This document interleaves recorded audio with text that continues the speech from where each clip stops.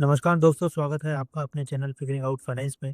दोस्तों, आज की ये स्पेशल वीडियो जो बेस्ड है रियल क्वेश्चन पर, जो एलआईसी एएओ इंटरव्यू में रिसेंटली 16 से 20 मार्च के बीच में जो इंटरव्यू हुए हैं उनमें पूछे गए हैं। जी हाँ दोस्तों, ये एक्चुअल रियल इंटरव्यू क्वेश्चन है और सबसे इम्पोर्टेंट बात, ये क्वेश्चन रिपीटेडली पैनल के द्वारा पूछे जा रहे हैं। दोस्तों, इस वीडियो में मैंने 11 इंपॉर्टेंट क्वेश्चन सेलेक्ट किए हैं। ये क्वेश्चन बेस्ड है सेल्फ गिवन एनालिसिस और जो आप लोगों ने और कैंडिडेट्स ने अपने इंटरव्यू रिव्यू मुझसे शेयर की। दोस्तों, इसके अलावा एक और इम्पोर्टेंट बात मैं आपको बताना चाहूँगा। मैंने जो एलआईसी एएयू इंटरव्यू सीरीज़ बनाई है, उसमें से ही मेजॉरिटी क्वेश्चन आपसे डायरेक्टली पूछे जा रहे हैं। ये मैंने एनालाइज़ किया है। कुछ बच्चों ने यूट्यूब पर अपना एनालिसिस डाला था, वो मैंने देखा था और कुछ कैंडिडेट ने मुझे पर्सनली मैसेज करके बताया था कि सर, बहुत सारे क्वेश्चन आपकी ही सीरीज़ से हमसे पूछे गए थे। दोस्तों, अभी तक अप्रॉक्स 30 क्वेश्चन ऐसे हैं जो बार-बार रिपीट हो रहे हैं इंटरव्यू में। अगर आपने अभी तक ये प्रिपेयर नहीं किए हैं, तो आपको इमीडिएटली इन क्वेश्चन को प्रिपेयर कर लेना चाहिए। दोस्तों, ये सारे क्वेश्चन मेरी आपको प्लेलिस्ट में मिल जाएँगे एलआईसी एएओ इंटरव्यू सीरीज़ पर। इसके अलावा दोस्तों, मैं आपको एचआर और पर्सनल बेस्ड क्वेश्चन भी बताने वाला हूँ, क्योंकि ये वो क्वेश्चन है जो ऑलमोस्ट हर पैनल, हर कैंडिडेट से पूछता ही पूछता है, तो आप उन्हें भी प्रिपेयर कर सकते हैं। दोस्तों, अगर आपको कोई भी डाउट आए या आंसर फ्रेमिंग में कोई प्रॉब्लम हो, तो आप मुझे इंस्टाग्राम या टेलीग्राम पर मैसेज कर सकते हैं, मैं आपकी हेल्प ज़रूर करूँगा। दोस्तों, ये मेरी एलआईसी एएओ इंटरव्यू सीरीज़ की प्लेलिस्ट है, आप इसे सेव कर लीजिए। जितनी भी मैंने एलआईसी एएओ इंटरव्यू के लिए वीडियो बनाई हैं, वो सब आपको इसी प्लेलिस्ट में मिल जाएँगी। दोस्तों, एक और इम्पोर्टेंट बात, जो क्वेश्चन मैंने इस वीडियो में चूज़ किए हैं, जो कि 11 क्वेश्चन हैं, ऐसा नहीं है कि ये क्वेश्चन मैंने पहले कवर नहीं किए।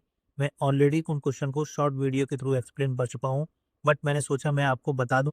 इसके अलावा दोस्तों, अगर आपको लगता है कि आपको इंश्योरेंस टर्म आते हैं, लेकिन आप उन्हें पैनल के सामने कॉन्फिडेंटली एक्सप्लेन नहीं कर पाते, तो आप मेरे शॉर्ट्स ज़रूर देखिएगा। वहाँ मैंने एक्ज़ैक्टली पैनल स्टाइल आंसरिंग सिखाया है कि आपको कैसे बोलना है। दोस्तों, अगर आप बाकी इंटरव्यू कैंडिडेट से आगे निकलना चाहते हैं, तो आप इन वीडियोस को 2-3 बार ज़रूर सुनिएगा, इससे आपको स्पीकिंग कॉन्फिडेंस बिल्ड होगा। दोस्तों, बहुत सारे कैंडिडेट पैनल के सामने हेजिटेट करते हैं और वहीं पर उनका कॉन्फिडेंस डाउन हो जाता है और वही उन्हें बाकी कैंडिडेट से पीछे कर देता है। दोस्तों, एक और चीज़ है, अगर आप बैंकिंग बैकग्राउंड से हो, तो आप मेरी आरआरबी पीओ की सीरीज़ ज़रूर देखिएगा। स्पेशली वो पार्ट जो बैंकिंग ऑपरेशन और फंक्शन पर बेस्ड हैं, वो पार्ट हैं पार्ट 4 और 5।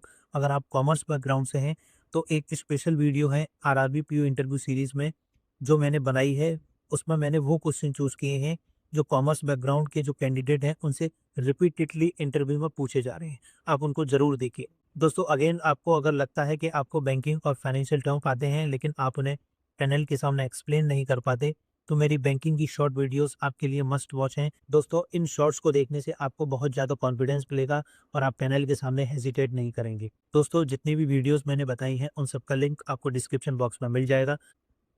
तो चलिए दोस्तों, आज का वीडियो शुरू करते हैं। आज का पहला क्वेश्चन है, can you tell us the key difference between insurance act 1938 and IRDA act 1999? चलिए देखते हैं पैनल को एक अच्छा आंसर कैसे दें। सर, दोनों एक्ट इंश्योरेंस सेक्टर के लिए बहुत इंपॉर्टेंट हैं, लेकिन दोनों का रूल अलग-अलग है। सर, इंश्योरेंस एक्ट 1938 इंडिया का पहला इंश्योरेंस लॉ है। ये मेनली बताता है कि इंश्योरेंस कंपनी को कैसे काम करना चाहिए। इसमें licensing, capital requirement, investment norms, policy holder की प्रोटेक्शन और डे टू डे ऑपरेशन के रूल दिए गए हैं। सिंपल वर्ड्स में बोलें तो ये इंश्योरेंस बिजनेस चलाने का रूल बुक है। एंड सर, आईआरडीए एक्ट 1999 बाद में इंट्रोड्यूस किया गया था एक रेगुलेटर बनने के लिए। इस एक्ट के थ्रू आईआरडीएआई इस्टेब्लिश हुआ, जो इंश्योरेंस सेक्टर को सुपरवाइज और कंट्रोल करता है। आईआरडीएआई लाइसेंस देता है, पॉलिसी होल्डर के इंटरेस्ट को प्रोटेक्ट करता है, फेयर कंपटीशन इंश्योर करता है और इंडस्ट्री की प्रॉपर ग्रोथ को मॉनिटर करता है। अगर सिंपल तरीके से समझें तो इंश्योरेंस एक्ट 1938 रूल बताता है और आईआरडीए एक्ट 1999 एक रेगुलेटर क्रिएट करता है जो इंश्योर करता है कि सब लोग उन रूल्स को फॉलो करें। दोनों मिलकर ये इंश्योर करते हैं कि इंश्योरेंस सेक्टर स्मूथली चले और पॉलिसी होल्डर का इंटरेस्ट हमेशा प्रोटेक्टेड रहे। नेक्स्ट क्वेश्चन है, can you explain what VNB means in simple term and do you know LIC's current VNB margin? चलिए देखते हैं पैनल को एक अच्छा आंसर कैसे दें। सर, बीएनबी का फुल फॉर्म होता है वैल्यू ऑफ न्यू बिजनेस। ये बताता है कि आज जो नई पॉलिसीज़ हम सेल कर रहे हैं, उनसे फ्यूचर में कितना प्रॉफ़िट जनरेट होगा। सर, इंश्योरेंस बिज़नेस में प्रॉफ़िट तुरंत नहीं आता। कस्टमर जब पॉलिसी लेता है और वो कई सालों तक रेगुलर प्रीमियम पे करता है, उसके बाद प्रॉफ़िट ग्रेजुअली आता है। बीएनबी उन सब फ्यूचर प्रॉफ़िट को आज की वैल्यू में कन्वर्ट करके मेज़र करता है। सर, बीएनबी मार्जिन एक इम्पॉर्टेंट इंडिकेटर होता है। ये बताता है कि न्यू बिज़नेस पर कितना परसेंटेज प्रॉफ़िट मिल रहा है। इसको कैलकुलेट करते हैं डिवाइडिंग बीएनबी बाय एपीई यानी एनुअल प्रीमियम इक्विवेलेंट। अगर बीएनबी मार्जिन हाई है, इसका मतलब है कि कंपनी बेटर क्वालिटी और मोर प्रॉफिटेबल पॉलिसी सेल कर रही है। सर, अगर एलआईसी की बात करें तो फाइनेंशियल ईयर एंडिंग मार्च 2025 के अकॉर्डिंग एलआईसी का बीएनबी मार्जिन 17.6% है। ये प्रीवियस ईयर के 16.8% से 80 बेसिस पॉइंट का इम्प्रूवमेंट है। इससे ये क्लियर होता है कि एलआईसी प्रॉफिटेबिलिटी इम्प्रूव कर रहा है और बेटर प्रोडक्ट मिक्स पर फोकस कर रहा है। ओवरऑल सर, बीएनबी बहुत इम्पोर्टेंट मैट्रिक है, क्योंकि ये सिर्फ ये नहीं बताता कि हम कितना बिजनेस कर रहे हैं, बल्कि ये बताता है कि वो बिजनेस एक्चुअली कितना प्रॉफिटेबल है कंपनी और शेयर होल्डर्स के लिए। नेक्स्ट क्वेश्चन है, can you tell us about LIC's current asset under management. चलिए देखते हैं पैनल को एक अच्छा आंसर कैसे दें। सर, लेटेस्ट ऑफिशियल फिगर के अकॉर्डिंग एलआईसी का असेट अंडर मैनेजमेंट लगभग 57 लाख करोड़ के आसपास है।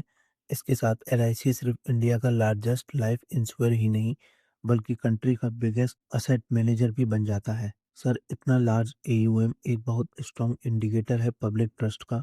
करोड़ों इंडियन फैमिली ने एलआईसी पर अपना भरोसा रखा है ओवर द ईयर।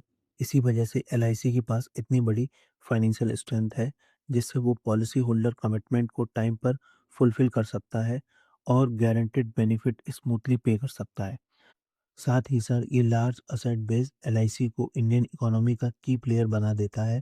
एलआईसी अपने फंड को गवर्नमेंट सिक्योरिटीज, इंफ्रास्ट्रक्चर प्रोजेक्ट और इम्पोर्टेंट सेक्टर में इन्वेस्ट करता है, जो डायरेक्टली नेशन की ग्रोथ को सपोर्ट करते हैं। और सर, इन असेट्स को केयरफुली मैनेज किया जाता है ताकि अच्छा रिटर्न जनरेट हो, जिसका बेनिफिट पॉलिसी होल्डर को मिलता है in the form of bonus और मैच्योरिटी पे आउट। फ्यूचर एएओ, सर मैं ये समझता हूँ कि इतने लार्ज असेट अंडर मैनेजमेंट को मैनेज करना एक बहुत बड़ी रेस्पॉन्सिबिलिटी है। हर इन्वेस्टमेंट डिसीजन को ऑनेस्टी और प्रूडेंस के साथ लेना ज़रूरी है, क्योंकि ये करोड़ों फैमिली की फाइनेंशियल सिक्योरिटी से डायरेक्टली लिंक होता है। नेक्स्ट क्वेश्चन है, can you explain to us what the free look period is in insurance policy and why it is important for policy holder. चलिए देखते हैं पैनल को एक अच्छा आंसर कैसे दें। सर, फ्री लुक पीरियड एक कूलिंग ऑफ पीरियड होता है जो हर पॉलिसी होल्डर को नई इंश्योरेंस पॉलिसी लेने के बाद दिया जाता है। इस पीरियड के अंदर कस्टमर अपना पॉलिसी डॉक्यूमेंट ध्यान से पढ़ सकता है और उसमें दिए गए टर्म्स, बेनिफिट और कंडीशन को प्रॉपरली समझ सकता है। अगर सर कस्टमर किसी भी रीजन से पॉलिसी से सेटिस्फाइड नहीं है, तो वो इस पीरियड के अंदर पॉलिसी रिटर्न कर सकता है और अपना पैसा वापस ले सकता है। सर, आईआरडीआई के रूल्स के अकॉर्डिंग अगर पॉलिसी एजेंट या ब्रांच से ली गई है तो फ्री लुक पीरियड 15 डेज का होता है, और अगर पॉलिसी ऑनलाइन या इलेक्ट्रॉनिक मोड से ली गई है तो ये 30 डेज का होता है। ये time sir policy document receive होने की डेट से काउंट होता है। अगर पॉलिसी इस पीरियड में रिटर्न की जाती है तो कस्टमर को रिफंड मिल जाता है, बस कुछ स्मॉल डिडक्शन के बाद, जैसे stamp duty, proportionate risk premium और मेडिकल टेस्ट कॉस्ट अगर हुई हो तो। सर, ये फैसिलिटी कस्टमर के लिए बहुत इंपॉर्टेंट है, क्योंकि ये उन्हें गलत या अनसूटेबल पॉलिसी लेने से प्रोटेक्ट करती है। उन्हें एक सेफ टाइम मिलता है जिसमें वो अपना डिसीजन रिकंसीडर कर सकते हैं। और sir, as a LIC officer हमारी रेस्पॉन्सिबिलिटी होती है कि हम हर कस्टमर को इस राइट के बारे में क्लियरली इन्फॉर्म करें, ताकि ट्रांसपेरेंसी और ट्रस्ट मेंटेन रहे। नेक्स्ट क्वेश्चन है, can you tell us about the Malhotra committee, what was its significance in the insurance sector and what are its key recommendation. चलिए देखते हैं पैनल को एक अच्छा आंसर कैसे दें। सर, मल्होत्रा कमेटी को गवर्नमेंट ने 1993 में सेटअप किया था और इसके चेयरमैन थे श्री आर एन मल्होत्रा, जो कि फॉर्मर आरबीआई गवर्नर भी रह चुके हैं। सर, उस टाइम सिचुएशन ये थी कि 1956 से एलआईसी का लाइफ इंश्योरेंस सेक्टर में कम्प्लीटली मोनोपोली था। गवर्नमेंट चाहती थी कि इंश्योरेंस सेक्टर में रिफॉर्म आए और एफिशिएंसी इंप्रूव हो। इसी पर्पज से ये कमेटी बनाई गई थी ताकि ये सेक्टर को स्टडी करे और सूटेबल चेंजेस सजेस्ट करे। सर, कमेटी ने अपनी रिपोर्ट 1994 में सबमिट की। इसमें सबसे इम्पोर्टेंट रिकमेंडेशन थी कि प्राइवेट कंपनीज को इंश्योरेंस सेक्टर में एंट्री दी जाए। इसके साथ ही ये भी सजेस्ट किया गया कि फॉरेन कंपनीज जॉइंट वेंचर के थ्रू इंडिया में आ सकती हैं। सर एक और मेजर रिकमेंडेशन था इंश्योरेंस सेक्टर के लिए एक इंडिपेंडेंट रेगुलेटर होना चाहिए। इसी रिकमेंडेशन की वजह से 2000 में आईआरडीआई का फॉर्मेशन हुआ जो आज इंश्योरेंस सेक्टर को रेगुलेट करता है। इसके अलावा सर कमेटी ने ये भी सजेस्ट किया कि कस्टमर सर्विस इम्प्रूव की जाए, रूरल एरियाज में इंश्योरेंस का रीच बढ़ाया जाए और ऑपरेशन को ज़्यादा ट्रांसपेरेंट बनाया जाए। ओवरऑल सर अगर देखें तो मल्होत्रा कमेटी की रिकमेंडेशन ने पूरे इंश्योरेंस सेक्टर को ट्रांसफॉर्म कर दिया। इसमें मोनोपोली सिस्टम को ख़त्म करके कॉम्पिटिटिव मार्केट क्रिएट किया, जिससे आज कस्टमर को बेटर सर्विस और ज़्यादा ऑप्शन मिलते हैं। नेक्स्ट क्वेश्चन है, tell us about section 38 of the insurance act 1938। What does it cover and why is it important? चलिए देखते हैं पैनल को एक अच्छा आंसर कैसे दें। Sir section 38 of the insurance act 1938 assignment और transfer of life insurance policy से रिलेटेड है। असाइनमेंट का मतलब होता है पॉलिसी होल्डर अपनी पॉलिसी की राइट्स किसी दूसरे पर्सन को ट्रांसफर कर सकता है, चाहे फुली या पार्शली। सर पॉलिसी असाइनमेंट दो तरह से हो सकता है। पहला है एब्सोल्यूट असाइनमेंट, जिसमें पॉलिसी के सारे राइट परमानेंटली असाइनी को ट्रांसफर हो जाते हैं। सेकंड है कंडीशनल असाइनमेंट, जो टेम्परेरी होता है। ये जनरली लोन सिक्योरिटी के लिए किया जाता है। सर वैलिड असाइनमेंट के लिए कुछ फॉर्मेलिटीज़ फॉलो करनी होती हैं। ये या तो पॉलिसी पर एंडोर्समेंट के थ्रू होता है या एक सेपरेट डॉक्यूमेंट के थ्रू। इसमें पॉलिसी होल्डर का सिग्नेचर और कम से कम एक विटनेस का सिग्नेचर होना ज़रूरी होता है और पॉलिसी होल्डर को इंश्योरर को रिटन इंटीमेशन देना पड़ता है। जैसे ही इंश्योर को नोटिस मिलता है, वो उसको रिकॉर्ड करते हैं और एक्नॉलेजमेंट सेंड करते हैं। उस डेट के बाद असाइनी लीगल ओनर बन जाता है। वो पॉलिसी के बेनिफिट क्लेम कर सकता है, लोन ले सकता है या पॉलिसी सरेंडर भी कर सकता है। सर एक इम्पॉर्टेंट पॉइंट ये भी है, अगर पॉलिसी में नॉमिनेशन है तो असाइनमेंट होने पर नॉमिनेशन ऑटोमेटिकली कैंसिल हो जाता है। लेकिन अगर पॉलिसी इंश्योर को असाइन की गई है लोन के पर्पज से तो नॉमिनेशन वैलिड रहता है। ओवरऑल सर सेक्शन 38 बहुत इम्पॉर्टेंट है क्योंकि ये दोनों पार्टीज को लीगल प्रोटेक्शन देता है और लाइफ इंश्योरेंस पॉलिसी को एक फ्लेक्सिबल फाइनेंशियल टूल बना देता है। नेक्स्ट क्वेश्चन है, can you explain what section 39 of the insurance act deals with and it's important in life insurance? चलिए देखते हैं पैनल को एक अच्छा आंसर कैसे दें। सर सेक्शन 39 नॉमिनेशन से रिलेटेड है इन लाइफ इंश्योरेंस पॉलिसीज। इसके अंडर पॉलिसी होल्डर को ये राइट मिलता है कि वो एक या एक से ज़्यादा पर्सन को नॉमिनेट कर सके जो पॉलिसी होल्डर की डेथ के बाद डेथ बेनिफिट रिसीव करेंगे। सर इस सेक्शन के कुछ इंपॉर्टेंट पॉइंट हैं। पहला सर पॉलिसी होल्डर कभी भी नॉमिनेशन को ऐड, चेंज या कैंसिल कर सकता है जब तक पॉलिसी मैच्योर नहीं होती। इससे फ्लेक्सिबिलिटी मिलती है according to life situation. Second sir अगर नॉमिनी माइनर है तो पॉलिसी होल्डर एक अपॉइंटी अपॉइंट कर सकता है जो माइनर की तरफ से क्लेम अमाउंट रिसीव करेगा। थर्ड सर 2015 अमेंडमेंट के बाद एक इम्पॉर्टेंट चेंज आया। अगर नॉमिनी पॉलिसी होल्डर का स्पाउस, चाइल्ड या पेरेंट है तो वो बेनिफिशियल ओनर बन जाता है। इसका मतलब ये है कि उनके पास पैसे पर पूरा हक होता है, वो सिर्फ ट्रस्टी नहीं होती। एंड सर सेक्शन 39 का इम्पोर्टेंस बहुत प्रैक्टिकल है। ये क्लेम सेटलमेंट को स्मूथ बनाता है, फैमिली डिस्प्यूट और लीगल डिलेस को अवॉइड करता है। नॉमिनी डायरेक्टली एलआईसी से अप्रोच करके जल्दी पेमेंट रिसीव कर सकता है। इससे डिफिकल्ट टाइम में फैमिली को फाइनेंशियल सपोर्ट मिलता है और एलआईसी भी अपने कस्टमर को एफिशिएंट और फेयर सर्विस दे पाता है। नेक्स्ट क्वेश्चन है, can you explain to us fundamental difference between nomination and assignment in a life insurance policy? चलिए देखते हैं पैनल को एक अच्छा आंसर कैसे दें। सर नॉमिनेशन और असाइनमेंट लाइफ इंश्योरेंस पॉलिसी में दो अलग अलग फैसिलिटीज़ होती हैं। सबसे पहले सर नॉमिनेशन की बात करें तो इसका मतलब होता है किसी एक पर्सन को अपॉइंट करना जो पॉलिसी होल्डर की डेथ के बाद पॉलिसी का पैसा रिसीव करेगा। लेकिन सर यहाँ एक इम्पॉर्टेंट पॉइंट है, नॉमिनी एक्चुअल ओनर नहीं होता, वो सिर्फ पैसा रिसीव करता है लीगल हायर्स के बिहाफ पर। फॉर एग्जांपल सर अगर मैं अपने फ्रेंड को नॉमिनी बना देता हूँ लेकिन मेरी वाइफ और चाइल्ड है तो मेरा फ्रेंड पैसा रिसीव करेगा लेकिन उसे वो अमाउंट मेरे लीगल हायर को देना पड़ेगा एज पर लॉ। अब सर असाइनमेंट की बात करें तो इसका मतलब होता है पॉलिसी का ओनरशिप ट्रांसफ़र कर देना किसी दूसरे पर्सन या इंस्टीट्यूशन को। जब पॉलिसी असाइन हो जाती है तो असाइनी न्यू ओनर बन जाता है। ये जनरली सर लोन लेने के पर्पज़ से किया जाता है। फॉर एग्ज़ाम्पल सर, अगर मैं अपनी पॉलिसी बैंक को असाइन करता हूँ लोन के लिए, तो बैंक को राइट मिल जाता है कि वो डायरेक्टली मैच्योरिटी या डेथ बेनिफिट क्लेम कर सके। और सर एक इम्पॉर्टेंट पॉइंट, जैसे ही पॉलिसी असाइन होती है, एग्जिस्टिंग नॉमिनेशन ऑटोमेटिकली कैंसिल हो जाता है।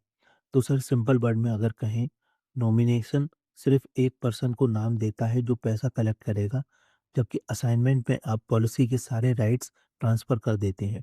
इसलिए सर नॉमिनेशन ओनरशिप चेंज नहीं करता, लेकिन असाइनमेंट ओनरशिप चेंज कर देता है। Can you explain to us what happen to a nomination when a life insurance policy is assigned? चलिए देखते हैं पैनल को एक अच्छा आंसर कैसे दें। सर जब कोई लाइफ इंश्योरेंस पॉलिसी असाइन की जाती है तो जनरली नॉमिनेशन ऑटोमेटिकली कैंसिल हो जाता है। ये provision section 39 of the insurance act 1938 के अंडर आता है। सर असाइनमेंट का मतलब होता है कि पॉलिसी होल्डर अपने सारे राइट किसी दूसरे पर्सन या बैंक को ट्रांसफ़र कर देता है। इस केस में जो असाइनी होता है वही नया ओनर बन जाता है पॉलिसी का। जैसे सर मान लीजिए मिस्टर वर्मा के पास एक पॉलिसी है और उन्होंने अपनी वाइफ को नॉमिनी बनाया है। बाद में वो बैंक से लोन लेते हैं और पॉलिसी को बैंक के नाम असाइन कर देते हैं। अब क्या होगा सर, बैंक के पास पॉलिसी के पूरे राइट्स आ जाते हैं और जो नॉमिनेशन वाइफ के नाम थी वो इमीडिएटली कैंसिल हो जाती है। अगर अनफॉर्चुनेटली मिस्टर वर्मा की डेथ हो जाती है तो क्लेम अमाउंट सबसे पहले बैंक को मिलेगा ताकि वो अपना लोन रिकवर कर सके। लेकिन सर इसमें एक इम्पॉर्टेंट एक्सेप्शन भी है। अगर पॉलिसी एलआईसी को ही असाइन की जाती है, फॉर एग्जांपल पॉलिसी लोन के केस में, तो नॉमिनेशन कैंसिल नहीं होता, वो वैलिड रहता है। और सर जब असाइनमेंट ख़त्म हो जाता है, जैसे लोन रीपे हो गया, तो अगर पॉलिसी पहले किसी बैंक को असाइन थी तो पॉलिसी होल्डर को फ्रेश नॉमिनेशन करना पड़ता है ताकि फैमिली का इंटरेस्ट प्रॉपर्ली प्रोटेक्टेड रहे। ओवरऑल सर असाइनमेंट के बाद नॉमिनेशन नॉर्मली कैंसिल हो जाता है except in case of assignment to LIC. Next question है, can you explain to us the fundamental difference between participating and non-participating policies? How would you help a customer understand which one suits them better? चलिए देखते हैं panel को एक अच्छा answer कैसे दें। Sir participating और नॉन पार्टिसिपेटिंग पॉलिसी के बीच में डिफरेंस प्रॉफिट शेयरिंग का होता है। सर पार्टिसिपेटिंग पॉलिसी में पॉलिसी होल्डर को कंपनी के प्रॉफिट में शेयर मिलता है। जब कंपनी अच्छा परफॉर्म करती है तो कस्टमर को रेगुलर बोनसेस मिलते हैं। ये बोनसेस सम अश्योर्ड में ऐड होते रहते हैं, जिससे मैच्योरिटी या डेथ के टाइम फाइनल पे आउट इंक्रीज हो जाता है। एलआईसी के एग्जाम्पल में जीवन आनंद और न्यू एंडाउमेंट प्लान आते हैं। वहीं सर नॉन पार्टिसिपेटिंग पॉलिसी में कोई प्रॉफिट शेयरिंग नहीं होती। इसमें सम अश्योर्ड पहले से फिक्स्ड होता है और कस्टमर को एग्जैक्टली पता होता है फ्यूचर में कितना अमाउंट मिलेगा। इसमें कोई बोनस डिक्लेयर नहीं होता। कॉमन एग्जांपल है सर टर्म इंश्योरेंस प्लान। इसके अलावा सर अगर बेनिफिट की बात करें तो पार्टिसिपेटिंग प्लान में रिटर्न टाइम के साथ ग्रो कर सकते हैं बोनसेस की वजह से, और नॉन पार्टिसिपेटिंग प्लान में सर्टेनिटी और क्लैरिटी होती है, जो अमाउंट डिसाइडेड है वही मिलेगा। सर एज एन एएओ मैं कस्टमर को दोनों ऑप्शन उनकी नीड्स के अकॉर्डिंग एक्सप्लेन करूंगा। अगर कस्टमर को गारंटेड और फिक्स रिटर्न चाहिए तो मैं नॉन पार्टिसिपेटिंग प्लान सजेस्ट करूंगा। अगर वो कंपनी के परफॉर्मेंस का बेनिफिट लेना चाहते हैं तो मैं पार्टिसिपेटिंग पॉलिसी रिकमेंड करूंगा। आज का लास्ट क्वेश्चन है, we have notice that LIC has been focusing more on non participating product recently. Can you tell us why this shift is happening, how it affects the company profitability? चलिए देखते हैं panel को एक अच्छा answer कैसे दें। Sir LIC recently non participating product पर ज़्यादा फोकस कर रहा है, मेनली बेटर प्रॉफिटेबिलिटी और बिजनेस ग्रोथ के लिए। सर पार्टिसिपेटिंग प्रोडक्ट में रेगुलेशन के अकॉर्डिंग एलआईसी को 90% सरप्लस पॉलिसी होल्डर के साथ शेयर करना होता है और कंपनी के पास सिर्फ 10% प्रॉफिट ही बचता है। लेकिन सर नॉन पार्टिसिपेटिंग प्रोडक्ट में ऐसा नहीं होता। यहाँ एलआईसी कस्टमर को गारंटेड बेनिफिट देने के बाद पूरा सरप्लस खुद रिटेन करता है। इसी वजह से कंपनी का फोकस शिफ्ट हो रहा है। सर इस शिफ्ट के 3 मेजर बेनिफिट हैं। पहला सर, प्रॉफिट मार्जिन काफ़ी हाई हो जाता है क्योंकि एलआईसी फुल सरप्लस रिटेन करता है। Second sir, capital efficiency improve होती है, मतलब कंपनी अपने इन्वेस्टमेंट पर बेटर रिटर्न जनरेट कर पाता है। थर्ड सर, ये प्रोडक्ट डिज़ाइन और प्राइसिंग में रिलेटिवली ईजी होते हैं जिससे मार्केट में कॉम्पिटिटिव प्रोडक्ट लॉन्च करना आसान हो जाता है।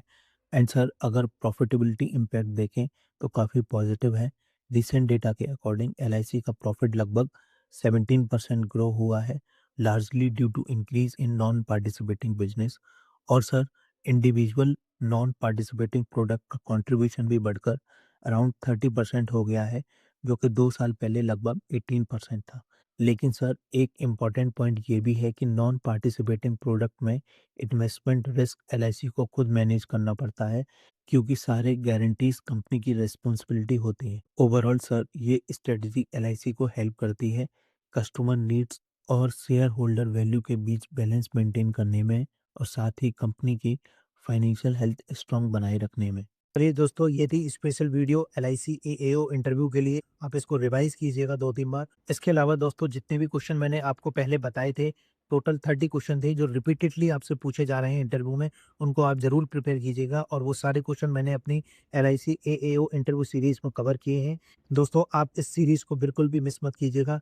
ये आपके सिलेक्शन के लिए बहुत इंपॉर्टेंट सीरीज़ है। इसके अलावा दोस्तों, आप शॉर्ट वीडियोस को भी मिस मत कीजिएगा, आप उनको भी ज़रूर देखिएगा। इन सब का लिंक आपको डिस्क्रिप्शन में मिल जाएगा। दोस्तों, आज की वीडियो में इतना ही। Thanks for watching and all the best for your interview.